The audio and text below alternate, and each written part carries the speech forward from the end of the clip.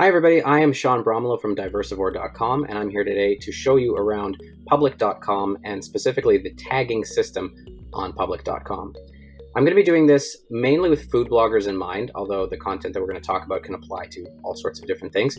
The basic idea here, though, is to show you how to access the tags and how to add them to your content and how best to go about tagging your food content, the sorts of categories that you might want to think about at this stage. In this first video, I'm going to show you a couple of ideas about how to get to the system, how to navigate the system, and how to add a basic set of tags and topics. In the second video, I'll show you a little bit more of a detailed tagging system for anybody who wants to go a little bit further. So with that in mind, let's navigate through and see what we can see. Okay, so we're here now on public.com. This is what you'll see if you're logged in and you look at the basic landing page. From here, you've got a couple of options for exploring your content and tagging it. The first thing that I would suggest you do is click on the little hamburger icon on the right side of the screen and go to your publisher account. Now you'll see that here on my publisher pages. If you've verified, it should be right there underneath Verify Publisher. And that's me, Diversivore.com. So I'm going to click on that. I'm going to close the menu. Now from here, you've got a couple of options. One option is just to look at your content right away and look for a little gray button. Now you won't see it on most of mine because I've already tagged a bunch of stuff. That's what you see here, Japan, Japanese culture, that sort of thing. So let's go down to one I haven't tagged. I've tagged a lot, so we got to go down a little ways here. Let's see here. Oh, there we go. Salmon with fresh herbs and lemon garlic butter. So now you see, classify this content.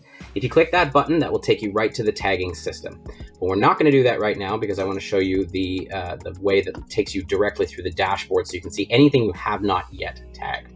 So go back up to the top of the screen, and on the left here, you'll see dashboard. Click on dashboard.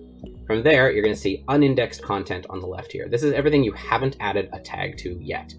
Okay, so from here, just pick something that you haven't tagged. We'll just go down here and pick a recipe of mine. So let's say, for example, we pick about wafu hamburger right here.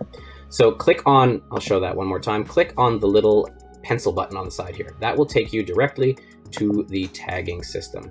First off, pick an image. It should scrape a bunch for you, hopefully.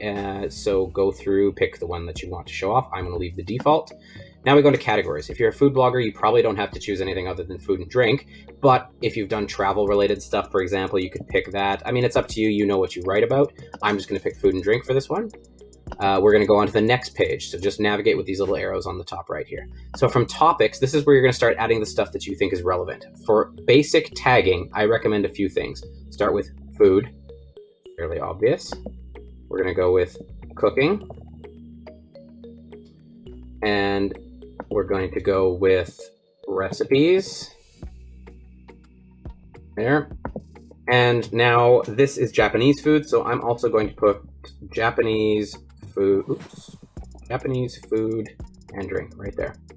You might notice some redundancies if you do this, like you might see recipe and recipes. Don't worry about that too much right now. Just pick the one that makes the most sense or the one that has the most in it.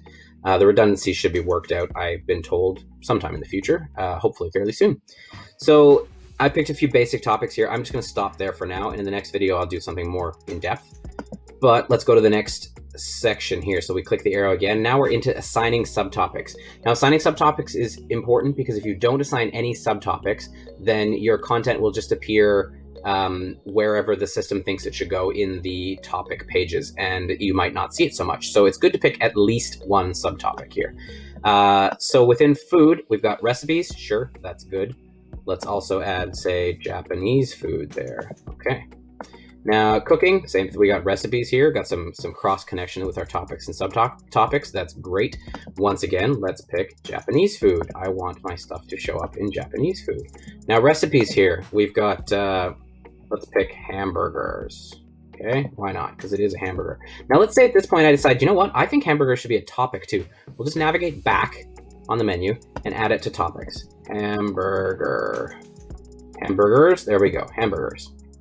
So we're going to click that, and I'm going to go back to where I was. You won't lose anything doing this. You just add another topic to the thing you're working on. So recipes, we have hamburgers. Great. Japanese food and drink. Oh, you know what? I want to add Japanese food here too.